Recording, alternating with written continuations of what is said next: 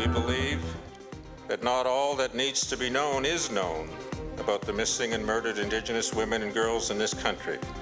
We therefore call for the establishment of a national inquiry to look into that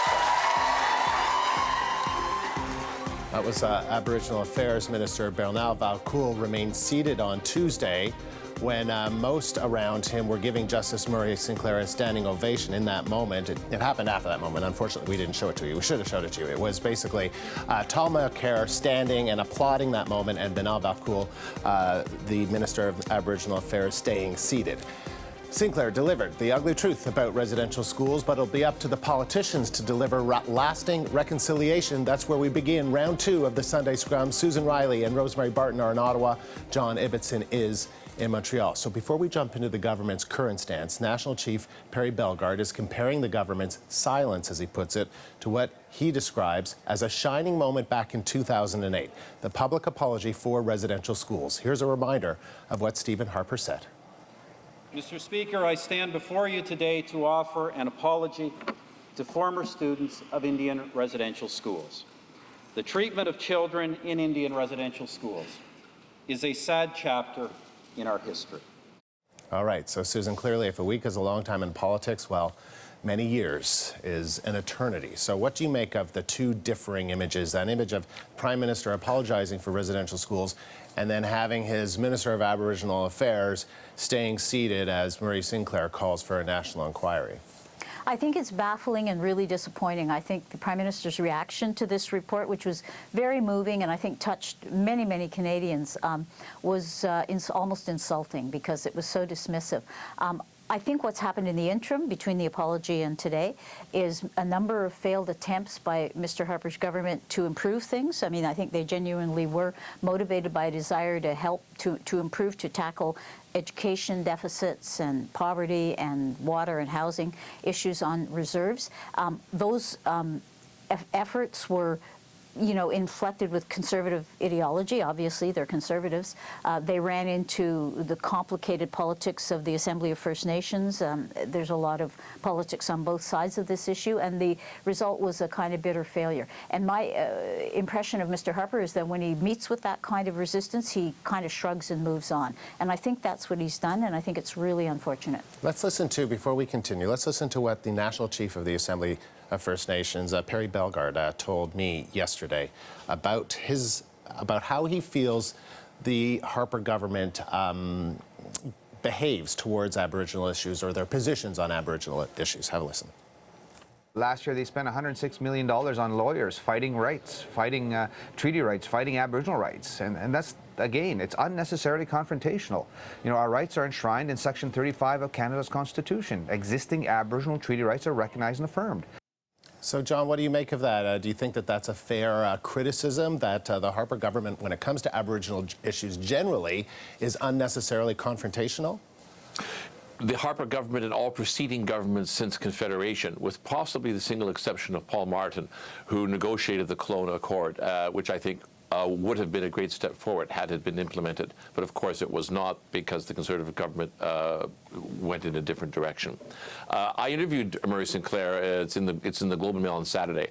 I think that the report and Mr. Sinclair's core message is utterly pivotal, and every single Canadian needs to read it and consider it, because what the First Nations have been arguing for years, and we have been ignoring the argument, is that they are entitled to and demand the right to the power of veto over all crowned land. If you read the report, what it calls for is a new relationship between the Government of Canada and the First Nations. And that relationship is a nation-to-nations relationship of two sovereign powers sharing the same political and geographic space. That is an incredibly powerful demand.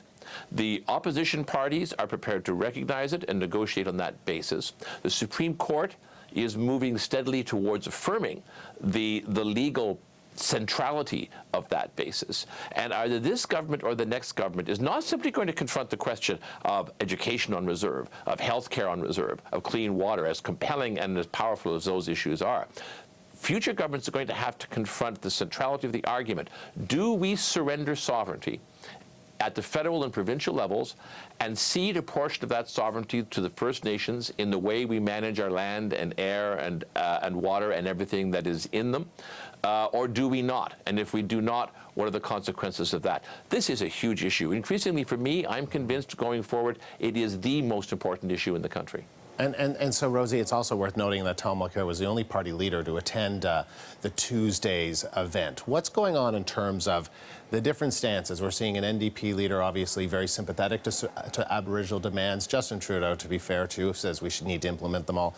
And then the Harper government taking that tough stand. Is that something that the Harper government feels when it comes to Aboriginal issues, by talking tough, that helps them with their voters and what they want?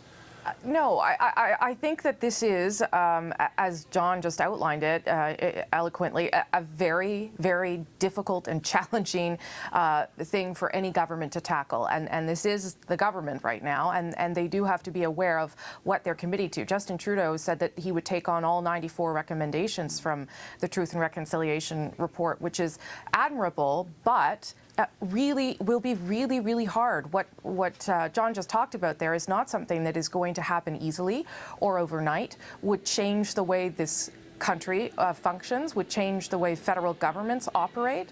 So this is a real tough thing. I think what we need to watch for, though, now is whether the momentum and the emotion created from this report keeps on, whether this becomes something that is a central part of an election campaign. Perry Bellegarde says that he can mobilize First Nations people in terms of where they vote. Okay, well, that's something perhaps the party leaders need to take note of. But in order for this to actually happen, in order for change to really come about, meaningful change, because for Murray Sinclair, just hearing the stories of these residential survivors is not enough. Something has to change.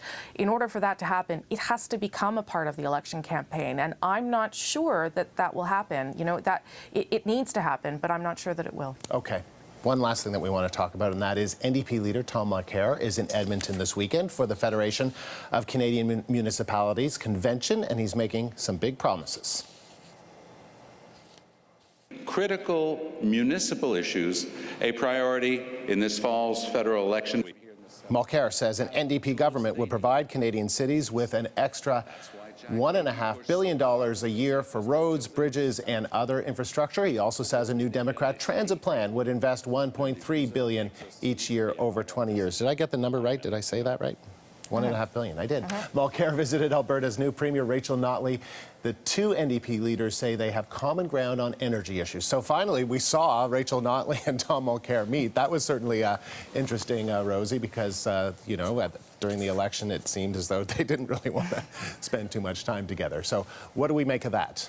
Well, I would point out that Justin Trudeau was also in Edmonton. He also made a speech to the Federation of Canadian Municipalities. He's also met with Premier Notley. Interesting that we're not really talking about it. And I think here's one of the reasons why. He made a big aspirational speech to the Federation of Canadian Municipalities, but he didn't put any dollar figures behind it the way Tom Mulcair did. Now, maybe it's because he wants to hold it to roll out during the election campaign. That's okay. But Tom Mulcair offered the cities something that they always want, and that's more money to fix things. That's a big play for him. And he did it in a place where the NDP has one seat in Alberta, right? They're the only other party that has a seat there. And they think that there's another seat in Edmonton that they can take as well. So he's doing it for very obvious political reasons.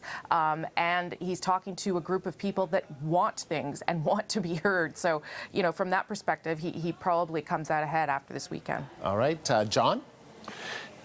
There is, it's fascinating. This panel 6 months ago would never have been talking about what Tom Mulcair is promising when it comes to spending on municipalities. Rosie's absolutely right. Here's what's happening. I was in Quebec City earlier this week. There is a growing conviction inside Quebec that the NDP is going to be able to lock down all or most of the seats that they won in 2011. That Thomas Mulcair is replacing Jack Layton as the preferred choice in the mind of Quebec voters, and that this is entrenching.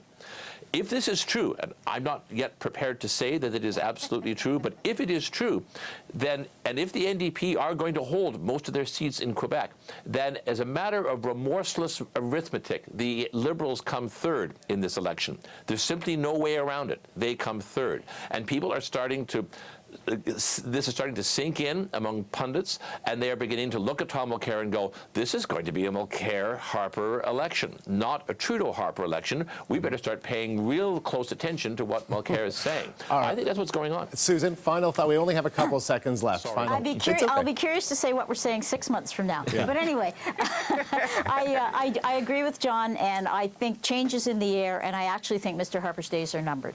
You know what? We didn't talk about polls, and I said I'm not going to talk about polls because John doesn't want me to. And then, John, in a roundabout, indirect way, you kind of talked about polls. That's on you, my friend. Sorry. Thank you all very much. That's the Globe and Mail's John Ibbotson in Ottawa, and Susan Riley, freelance columnist, and the CBC's Rosemary Barton.